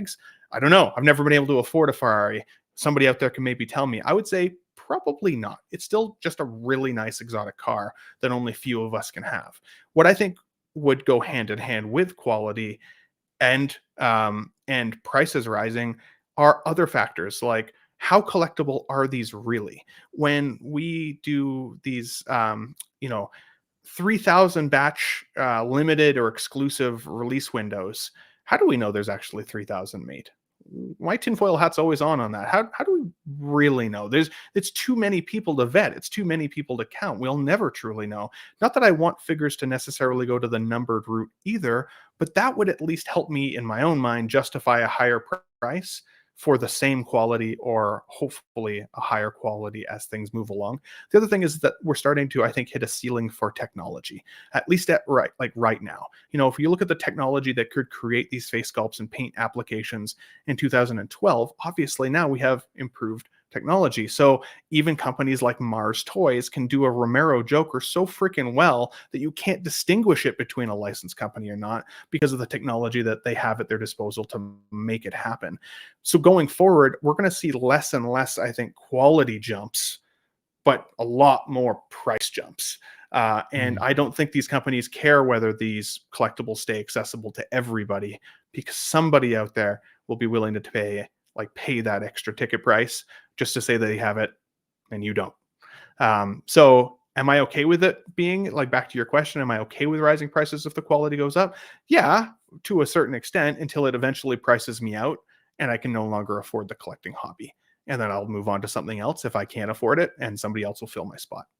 Yeah, I think so. I mean, it's a valuable, I think, discussion to be had, just because, again, we're in, I guess I would say, unprecedented times. These are different than what we've been in the last several years. And I think, you know, we have competitors coming into the fold. We have Hot Toys still doing their thing, raising their quality. Some of them are, of course, disappointing as far as Hot Toys, but most often than not, they're pretty much bangers more often than not. Yeah, there's some misses from Hot Toys. There's a lot of hits, though. You know, now we have InArt, of course, releasing things. I mean, but to be fair, it wasn't like 6 months ago that we were talking about, like, we saw the pre-order price was starting to dip a little bit. It was a Because little I think that, like, going back to the Final Swing Peter, I think he's like 280 or 285 with the deluxe. You get a brand new head sculpt, you know, all that stuff, and those are, you know, affordable prices. So I don't know if there's any way to gauge that. So I don't know necessarily that the price will always rise. But I think that's how they're price conditioning us. As I said, it's like they bump you a potentially, little, but eventually, they bump you a little gradually. closer to the edge, and then they reel it back, and then they bump you a little closer to the edge, and then they reel it back, and it's like eventually that's when that 285 does feel really reasonable. Maybe, but like eventually, you said like someone will take my spot. Eventually, that's not going to be the case. There won't be anybody to take those spots. You can't just continue to shoot for the moon, because then you have no consumers at that point. You have to walk it back, and if you want to stay relevant as a company, so which I think is what Hot Toys did for a while. Mm-hmm. Because I think, you know, when the market was shit, and this was kind of maybe pre-InArt, but when the market was really shit and they were overproducing everything, you started eventually to see the prices go down a little bit. And this was something that we were monitoring, like you said, Keco, with the Final Swing Holland. That's a pretty reasonably priced figure, where before it probably would have been more than that. So I think, you know, now the prices have started to creep back up again. But, you know, we got a good super chat from Carlos. I want to reference it. Thanks so much, bro. JND numbered 1/6 pieces will do well. He says people will be hesitant, but once the aftermarket value skyrockets like early JND, then people will buy. I would say maybe. I would say that there's probably an equally strong counter argument that you could make to the reverse of that, because I can bring up something as simple as this. Like, Big Bad Toy Store is discounting JND products by 20% right now. Like, so this is, and again, people have listed JND statues for years on Comic Concepts and Spec Fiction and whatever, and they can't fucking sell them. So this is not something that I think that is a locked and loaded, these things will appreciate, no doubt about it. Maybe that's very reasonable to make that assumption, but I think it's also reasonable to have some skepticism about that too, because people thought that with JND statues, and they sell out in 30 minutes and whatever, and then they're sitting on these websites for 20% off and no one's buying them. So it's just, I'm not so sure that that's a locked and loaded argument. I think that's like not, I think it's possible, but I don't think it's like for sure that's going to happen. And again, most collectors that we interact with in this community, you know, I love the value of things. I like having an exclusive piece here and there, and I like my figures retaining their value. I've been very consistent about that, but I don't think every collector thinks that way. I think maybe they should a little bit more sometimes, but that's just kind of how I view it. So I don't know. We'll see what the edition sizes are. 1/6 scale figures, maybe they make 500 and maybe they're super rare at that point. Who knows, right? With these other companies like InArt, we don't know. We don't know how many Pennywises they made. We don't know how many Jokers they made. It's all speculation. So it's hard to say. But I will say, I'm okay with prices rising as long as quality rises. The budget's going to remain the same for most people. Like you said, Keco, the wages are not really going up for most people. Maybe you get a small raise here or there every year, whatever, depending upon your line of profession. But, you know, if you have $3,000 a year to spend on collectibles and this Joker's $1,000, it might not be viable, right? You might want more figures than that. So that's the thing where, like you said, Ben, maybe someone could take someone's spot because, I don't know. I guess we'll because see. like I talked about earlier too, with Hot Toys knowing their margins, right? If they sell less but at a higher price, they're still making similar profit margin as if they sell more at a slightly lower price. Like, they can still make their money back either way. They can allow a certain amount of us community members to drop off the map and still stay profitable. Right. Yeah, I guess. But I agree with Keco, though. I think there is a price ceiling even for many of us. Like, I think there will be, and the ceiling will always be raised at some point, but it's just a matter of how quickly you do it. I think that's the question, because a lot of collectors will feel that sort of sticker shock when it's too sudden. And I think if it's gradual, sure, Hot Toys will condition you, like you guys said, over time. But if InArt kind of shocked people when they came in, that was something that people had to get used to, because they were like, still have a hard time. 550, yeah, right. I still have a hard time thinking about the money I spent on the two InArt Jokers. Right. Like, I love them, but like, my goodness, like, am I okay with that price? $1,100 only because it's my favorite character. If it wasn't, I don't think I could justify it. Like, it hurts. Well, imagine, Ben, what's going to happen with that Joaquin. It's going to be probably around the same price or more. Yeah. So that's the one you get 2 head sculpts though and 3 bodies. Yeah. They're really trying to cram some value in, I think, for that at least, though. Trying to be able to divide your math a little bit and make you feel a little bit better. Yeah, you like really calculating it. Like, is this worth it? I'm not sure exactly, but yeah, we'll see. I mean, look, again, I think there's an equally valid argument to make on both sides, but only time will tell. We don't know the JND prices. We don't know how the edition size. We don't know the materials besides silicone, apparently. So hard to say. But yeah, so I think that's super interesting. Guys, I think we're going to wrap it there because I really don't think we have enough time to get into enough detail for other topics. So we're going to save them. So that said, thank you guys so much for joining us this Friday evening. I think we talked about a lot of really good stuff. And I think, we covered a lot of really valuable topics that I think are going to be important to 160L collectors in the moving forward in the future, because there's a lot of things changing. And we're going to have to adapt to that. So we're going to see how things go. That said, Mr. Keco Collects, thank you so much, bro, for joining as always. Thank you for being here for your celebratory wine drinking. But thank you. Yeah, man. Do you have anything coming up on the channel? I'm sure you got some bangers coming. Yeah. So I posted on my Instagram that I was doing something crazy that could blow up in my face. And I don't know how I saw that. Yeah. I saw that. So I've been doing almost like a little vlog of documenting what I've been trying to do. And that's all I can say for right now, because I could release a fail video if it doesn't work the way I think it's going to. Or I'll release a video that ultimately leads to something else. That's all I can say. So that's coming. But the latest video on the channel is I go ahead and rank the best Hot Toys head sculpts of all time in hand, because some people said, I can't believe that the DX13 Arnie isn't on there. It's because I don't own that one, everybody. So unfortunately, I could not compare that one. So everything you see on that list, make sure to check it out. And also, I'm 3 away from 6,700. So if someone can go on there and share whatever it may take to get a few more subscribers, I'd appreciate that. And, well, I need to apologize to everybody. And you may have seen this already, but we talked about this on the stream last week. Amy said, can you do something for me? I'm like, yeah, sure, why not? She's like, you need to commit to do 3. I'm like, 3? Oh, shit. What are we talking about? She's like, I need you to do 3 TikToks of you eating. I'm like, okay. Did you do it? I didn't even see it. I did my first pull that up. video on TikTok or whatever. I just went to McDonald's and I just ate some burgers and fries and a nugget or whatever.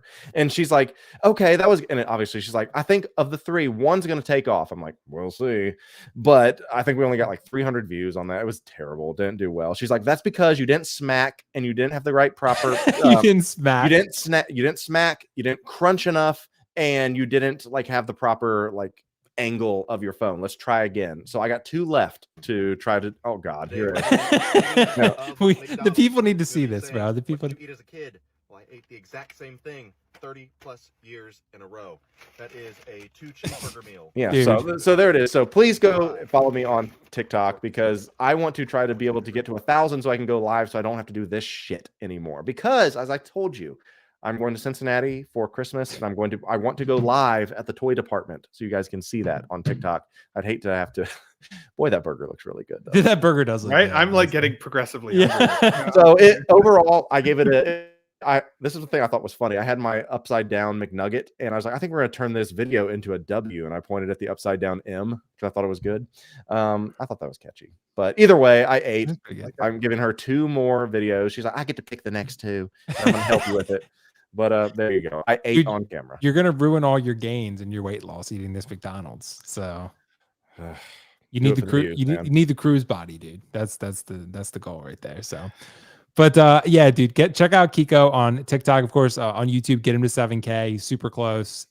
We got to get him across that threshold, and of course, watch him go eat. Yeah, on TikTok and Instagram. He's going to post Blue Bail Man. That's going to be the Grail photos to rule all of Hot Toys photography on Insta. So I think that's going to be pretty exciting.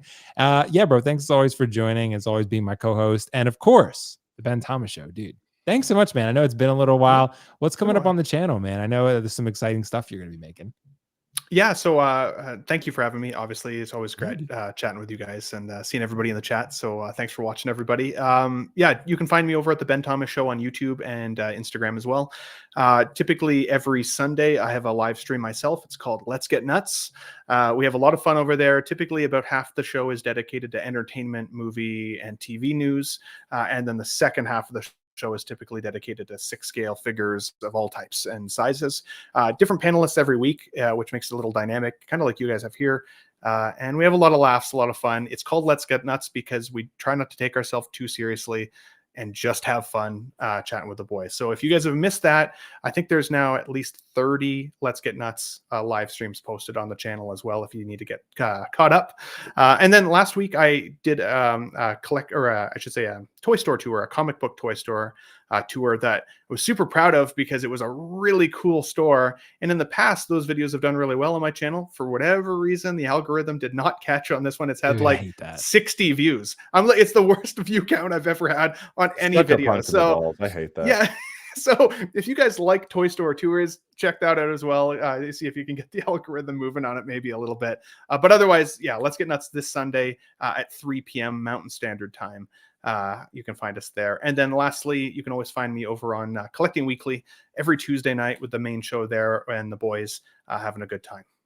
Nice. Well, thanks so much for joining, bro. Guys, check out Ben's video. He didn't put all that work in for nothing. So check out the toy hunting video. 4 hours of editing. 60 people in the world have watched it. Dude, that sometimes happens and it's frustrating. Like you put a lot of work.